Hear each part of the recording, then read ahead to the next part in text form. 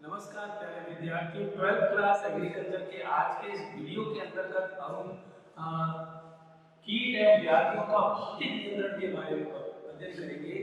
जैसा कि हमने पिछले वीडियो के अंदर पढ़ा था कि हम कीटों का और व्याधियों का जो नियंत्रण है वो हम जैविक नियंत्रण किस प्रकार से करते हैं।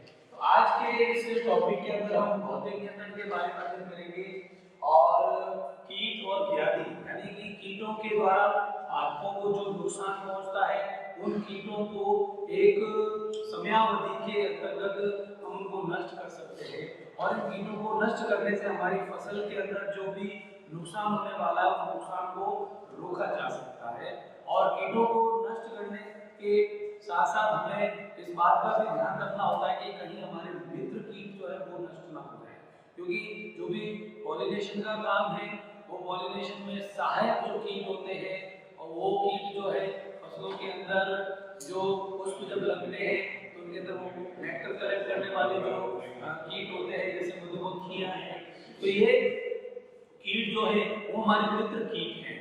और कुछ कीट ऐसे होते हैं जो अन्य कीटों को मार करके खाते हैं, जैसे परभक्षी कीट जो होते हैं। और हम यहाँ पर क्या करते हैं कि कीट एवं व्याधियों का जो भौतिक नियंत्रण करने की सबसे पहले हम बात करते हैं प्रकाश प्रपंच का उपयोग करना, ठीक है ना।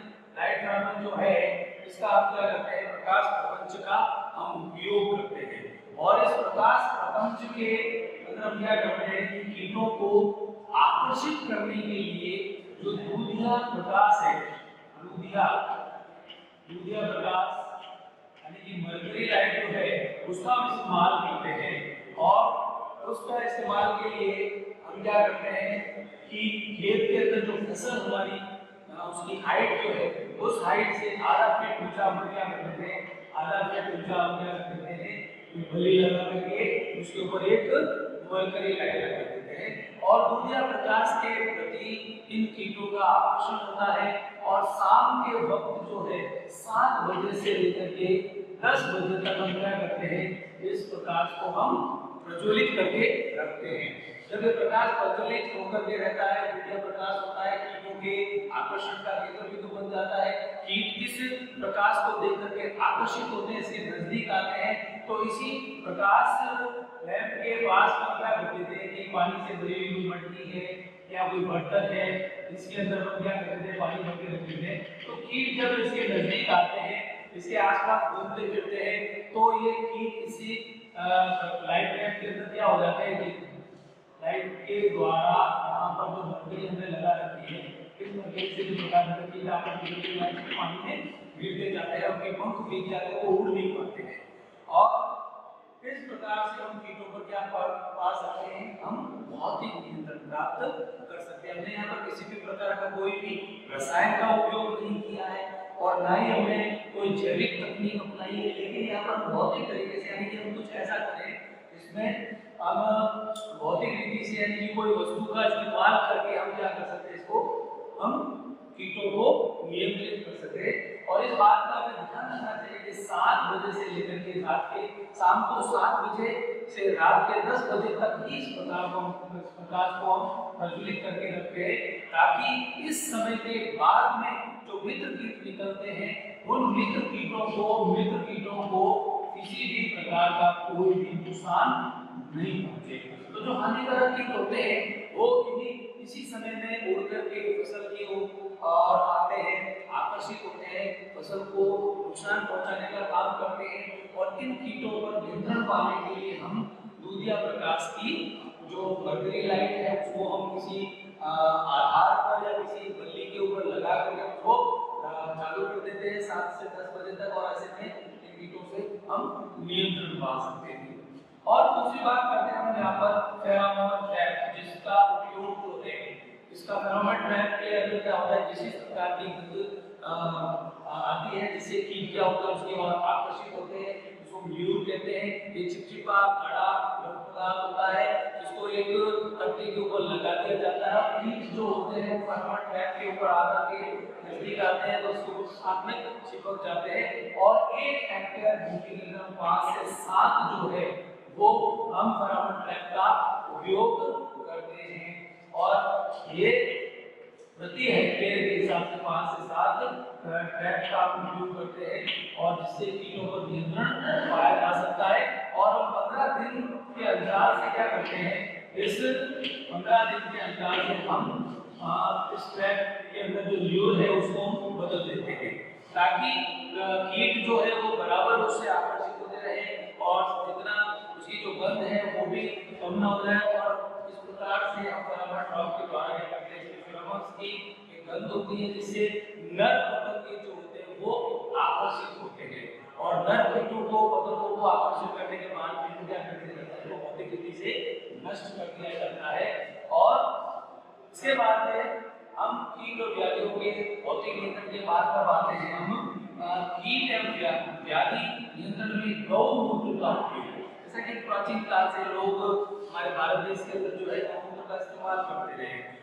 इसके अंदर यूरिया की मात्रा भी पाई जाती है। पशुओं का जो पुआल होता है जहाँ पर हम गौशाला के अंदर पुआल बिछा करके गोबर और मूत्र का इस्तेमाल करते हैं तो ये पीट करके उस मात्रा को अवशोषित कर देता है। तो मूत्र के अंदर जो है वो नाइट्रोजन की मात्रा पाई जाती है और उसके अंदर जो नाइट्रोजन की जो प्रतिशत मात्रा की अगर हम बात करें तो गौमूत्र जो है, इस गौमूत्र के अंदर देखें तो गौमूत्र में तो क्या है कि 95% जो है पानी पाया जाता है। ठीक है, 95% इसके अंदर पानी उपस्थित होता है। ठीक है, और इसके अंदर अगर हम बात करें तो 2.5% इसके अंदर यूरिया पाया जाता है, यूरिया पाया जाता है। और इसके अंदर हम देखें कृषि संगठन के रूप में तो इसके अंदर 2.5% क्या पाया जाता है, पोषक तत्व पाए जाते हैं, पोषक तत्व पाए जाते हैं। इन पोषक तत्वों के अंदर हम बात करें इसमें नाइट्रोजन है, फास्फोरस है, पोटेशियम है, सोडियम है, एनपीके तथा कॉपर है, ठीक है ना, और सिल्वर है, गोल्ड है, ठीक है, सिल्वर है, गोल्ड है। और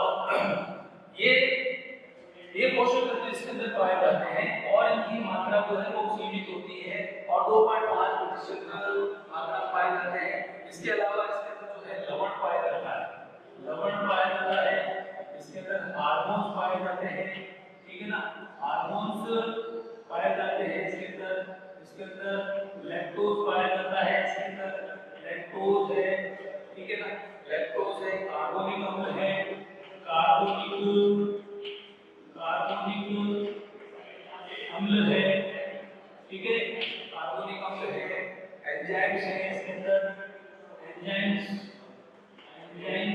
पाए जाते हैं, ठीक है, एंजाइम्स है।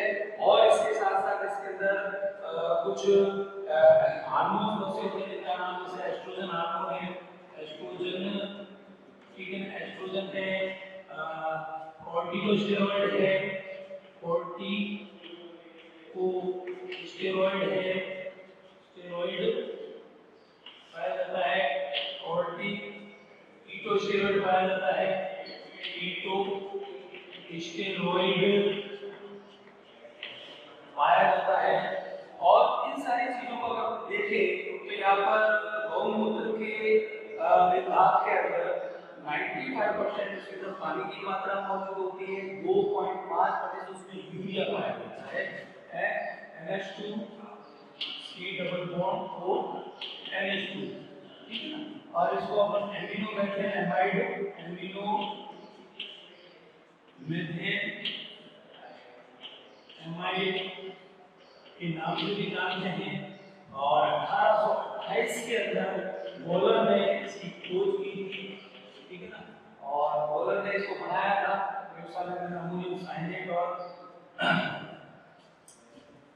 पोटेशियम साइनेट से, ठीक है, अमोनियम साइनेट और पोटेशियम साइनेट से मिला करके इसको अलग किया और इसको बनाया था। तो पर ये यूरिया जो है ना, इसके बारे में सवाल के बाद पूछने जाता है कि इसका रासायनिक जो अणु सूत्र है वो क्या है, इसके अंदर इसका आयुर्वेद नाम क्या है, इसने खोज की है, ठीक है।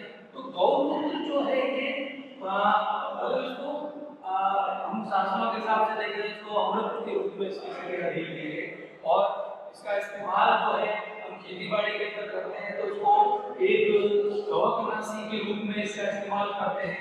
इसको हम कवकनाशी के रूप में इसका इस्तेमाल कर सकते हैं। जीवाणुनाशी के रूप में इसका इस्तेमाल करते हैं, जीवाणुनाशी। और फिर कीटनाशी के रूप में इसका इस्तेमाल करते हैं। तो ये एक प्रकार का जो है कवकों के ऊपर नियंत्रण प्राप्त करने के लिए, जीवाणु को नष्ट करने के लिए और कीटों को नष्ट करने के लिए इसका इस्तेमाल किया जाता है। और इसमें जो इतने सारे कंटेंट्स पाए जाते हैं, जो इसके अगर इसका संगठन देखें तो संगठन के आधार पर इतनी सारी चीजें पाई जाती हैं। और गौमूत्र का इस्तेमाल करने के लिए हम क्या करते हैं, इसकी जो मात्रा है वो हम कीटों पर हम इसका जो सांद्रता का अगर हम घोल देंगे तो 5 से 15% सांद्रता का घोल तैयार करते हैं। सांद्रता का घोल बना करके उसका क्या करते हैं, छिड़काव करते हैं। और इस छिड़काव के जो है वो आशानुकूल हमको परिणाम प्राप्त होते हैं। तो कहने का मतलब ये है कि कीट व्याधि जो भी रोग है, जो भी जीवाणु से जनित होने वाले जीवाणु जनित रोग है, कवक जनित रोग है और कीटों से जो भी नुकसान होने वाला है, तो उसमें कीटनाशी दवा के रूप में इसका इस्तेमाल किया जाता है। और हर तरीके से देखें तो इस खेती के अंतर्गत जो फसलें बोई जाती है, जो सब्जियों की फसल बोई जाती है, तो वहां पर हम यूरिया की जो भरपाई है उसके माध्यम से कर सकते हैं। ठीक है ना। मूत्र को इकट्ठा करने के लिए क्या करते हैं कि पशुओं की पशुशाला में जहाँ गुआड़ बिछाते हैं वहां पर उसको इकट्ठा किया जाता है ताकि वो उसको सोख ले। और मिट्टी जो है उसका इस्तेमाल किया जाता है। जिस मिट्टी के ऊपर पशुओं को रखा जाता है वो मिट्टी जो है गोबर को अलग इकट्ठा करके मूत्र का जो सोखी गई अवशोषित की गई जो मिट्टी है उसका इस्तेमाल भी हम कर सकते हैं। तो कीट एवं व्याधि नियंत्रण के अंदर गौमूत्र का इस्तेमाल करने से हमारी फसल के अंदर जो है जो गुणवत्ता है वो बनी रहती है। साथ ही साथ जो है हम कीटों से भी नियंत्रण पा लेते हैं, रोगों से भी नियंत्रण पा लेते हैं। और भौतिक नियंत्रण में हम देखें तो कीटों को प्रकाश प्रपंच का और फेरोमोन ट्रैप का उपयोग करके हम इसको खराब करते हैं। इसके बाद हम अगले टॉपिक के अंदर पढ़ेंगे वो है टिकाऊ खेती के बारे में। टिकाऊ खेती तो इसका टिकाऊ खेती ऐसी खेती के बारे में अध्ययन करेंगे जो अगले वीडियो के अंदर पढ़ेंगे हम इसको। ठीक है ना। धन्यवाद।